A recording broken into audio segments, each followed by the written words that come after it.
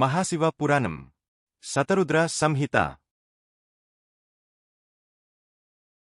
బ్రహ్మగారి అహంకారానికి నవ్వి విష్ణువు అంతకు మించిన అహంకారంతో ఇలా అన్నాడు.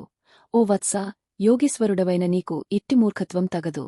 నా నాభి కమలం నుండి ఆవిర్భవించిన నా కుమారుడవు నీవు. నారాయణుడను నేనే, పురుషోత్తముడను నేనే, యజ్ఞపురుషుణ్ణి నేనే. మాయ ఎప్పుడూ నా అధీనంలో ఉంటుంది. జీవులందరకు సర్వోత్తమ గతియగు పరమపురుషుణ్ణి నేనే.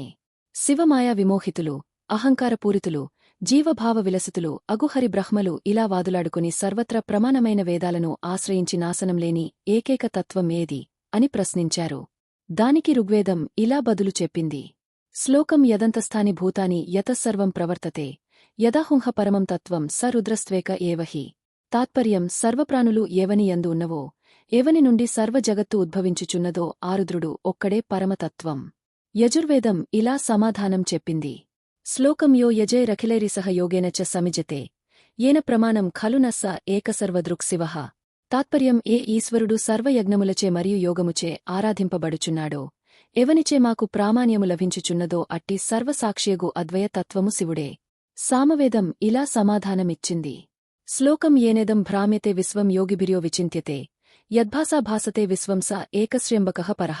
తాత్పర్యం, ఎవరిచే ఈ జగచ్చక్రము త్రిప్పబడుచున్నదో, ఎవరిని యోగులు ధ్యానించెదరో, ఎవని ప్రకాశముచే జగత్తు ప్రకాశించుచున్నదో అట్టి అద్వయ పరమాత్మ ముక్కంటియే.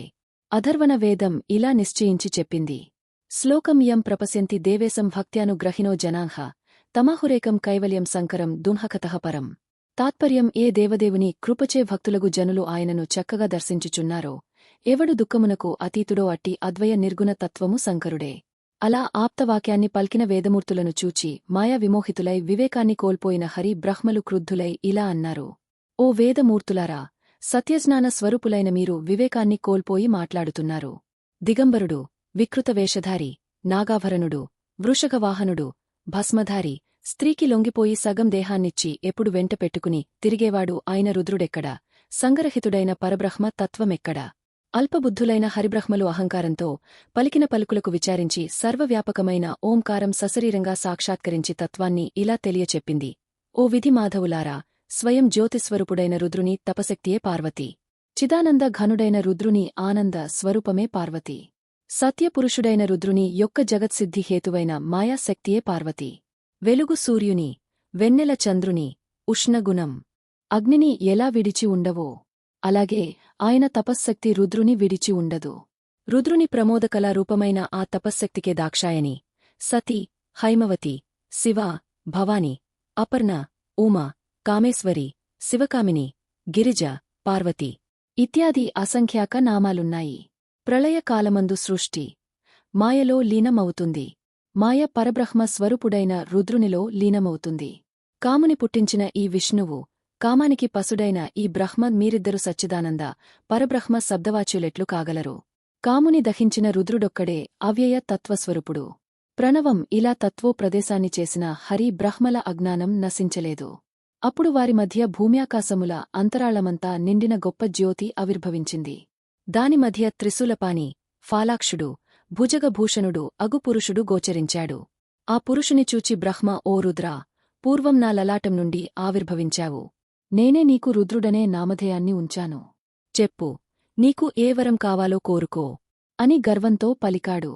ఆ మాటకు రుద్రుడు అత్యుగ్రుడు కాగా ఆ రౌద్రం నుండి తేజోవంతుడు, భయంకరుడు అగో ఒక పురుషుడు, ముమ్మూర్తులా రుద్రుని పోలినవాడు ఆవిర్భవించాడు. అతనికి కాలభైరవుడని పేరు పెట్టాడు రుద్రుడు. రుద్రుని ఆజ్ఞను అనుసరించి అహంకారాన్ని ప్రదర్శించిన పితామహుని 5వ తలను ఎడమచేతికొన గోరుతో గిల్లివేశాడు. కాలభైరవుడు ఆ దృశ్యాన్ని గాంచిన వివేకి అయిన విష్ణువు భక్తిపూర్వకంగా శతరుద్రీయ మంత్రాలతో రుద్రుని స్తుతించాడు. బ్రహ్మగారు కూడా తత్వజ్ఞానాన్ని పొంది వేద మంత్రాలచే రుద్రుని నుతించాడు. ఈ విధంగా వారిద్దరికీ అహంకారం నిర్మూలం కాగా జ్ఞానోదయమైంది. శంకరుడు కూడా వారిద్దరికీ అభయమిచ్చి కాలభైరవునితో ఇలా అన్నాడు. ఓ భైరవా, సర్వనగరాలలోనూ ముక్తిప్రదమైన కాశీనగరం మీద నీకు ఆధిపత్యాన్ని ఇస్తున్నాను. భక్తుల పాపాలను భక్షిస్తావు కనుక పాపభక్షణుడు అని, దుష్టులను శిక్షిస్తావు కనుక ఆమర్థకుడు అని నీకు పేర్లుంచుతున్నాను. ఈ విష్ణువును ఆదరించు, బ్రహ్మను మన్నించు. ఓ నీలలోహిత, ఈ బ్రహ్మ యొక్క కపాలాన్ని చేతధరించి కపాలవ్రతాన్ని పూని నిత్యము భిక్షాటనం చేసుకుంటూ జీవించు. కాశీనగరాన్ని ప్రవేశించగానే నీకు బ్రహ్మ హత్యాపాతకం తొలగిపోతుంది.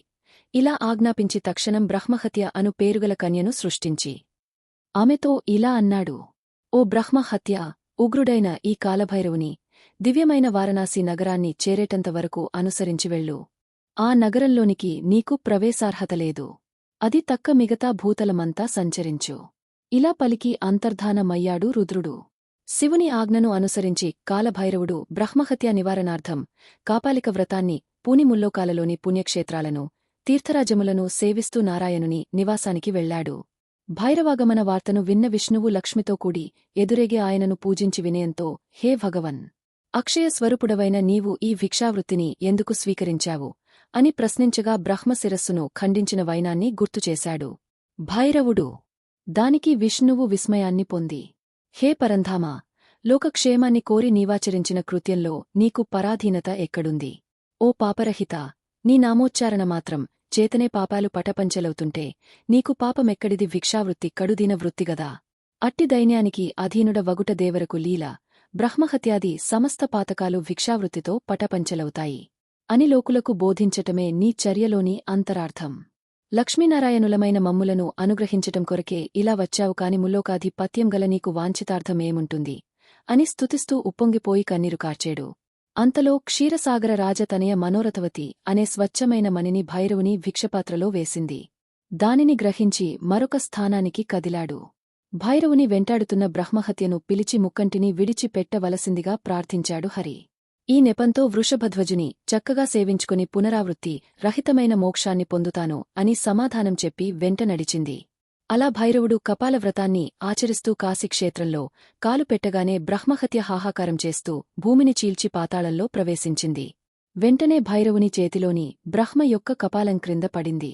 ఆ స్థానమే కపాలమోచనము అనే తీర్థమయింది.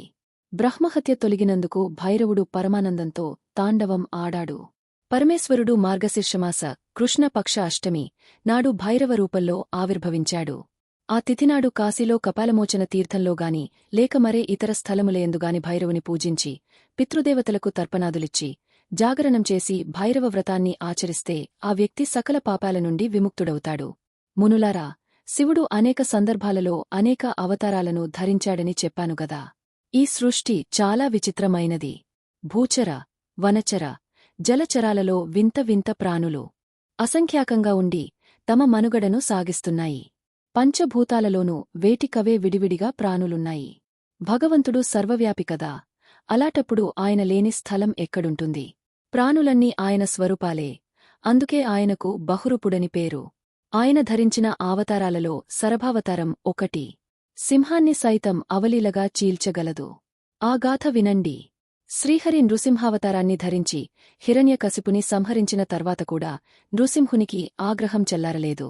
గీర్వానులు భయకంపితులై ప్రహ్లాదుని ఆయన సన్నిధికి పంపగా ఆబాలుడు చేతులు జోడించి స్తుతిస్తూ నిర్భయంగా ఆయన అంకపీఠాన్ని అధిరోహించాడు. హరిపరమానంద భరితుడై ఆ బాలుని దగ్గరకు తీసుకుని లాలించి ఆలింగన పురస్సరంగా ఆశీర్వదించాడు. కాని కోపం చల్లారలేదు. ఆయన క్రోధం రోమకూపాల నుండి నాలుకలు సాచి అగ్నిజ్వాలలై బహిర్గతమవుతోంది. ప్రళయవేళ సప్త సముద్రాలను ఇంకింపచేసే కాలాగ్నిలా మండిపడుతున్నాడు. శాంతింపచేసే ఉపాయాన్ని కానక గరళకంఠుని శరణు వేడి విషయాన్ని చెప్పి ఇలా ప్రార్థించారు దేవతలు: హే కాలకంతరా, మాకెప్పుడు ఆపద సంభవించినా నీవే దిక్కు. ఆనాడు సముద్రమథన వేళాసముద్భుత హాలాహలాన్ని కంధరంలో బంధించి 14 లోకాలను రక్షించావు. ఈనాడు నృసింహుని క్రోజ్జ్వాలాలచే పీడితులమై ఉన్నాము. దానిని చల్లార్చటానికి నీవే సమర్థుడవు. దేవతలకు అభయాన్నిచ్చి పంపించి మనసులో వీరభద్రుని స్మరించాడు నీలకంఠుడు. వెంటనే అతను భయంకర నృసింహరూపాలను ధరించిన అసంఖ్యాక గణాలతో వచ్చి కర్తవ్యాన్ని ఆజ్ఞాపించండి అంటూ చేతులు కట్టుకుని నిల్చున్నాడు. తన ఇంగితాన్ని గుర్తెరిగి నృసింహావతారాన్ని మించి ప్రళయాగ్ని సదృశులై మండిపడుతున్న అసంఖ్యాక గణాలతో వచ్చిన వీరభద్రుని చూచి చిరు నవ్వు నవ్వి ఇలా ఆజ్ఞాపించాడు రుద్రుడు: ఓ వీరభద్రా, కాలంకాని కాలంలో లోకాలకు విలయం సంప్రాప్తించింది. దురాసదమైన క్రోధాగ్నిచే జ్వలిస్తున్నాడు నృసింహుడు. శమింపచేయటానికి చేసిన ప్రయత్నాలు ఫలించలేదు. తక్షణం వెళ్లి అతనిని శాంతింపచేయి. ముందు సాంత్వన వచనాలతో నచ్చచెప్పు.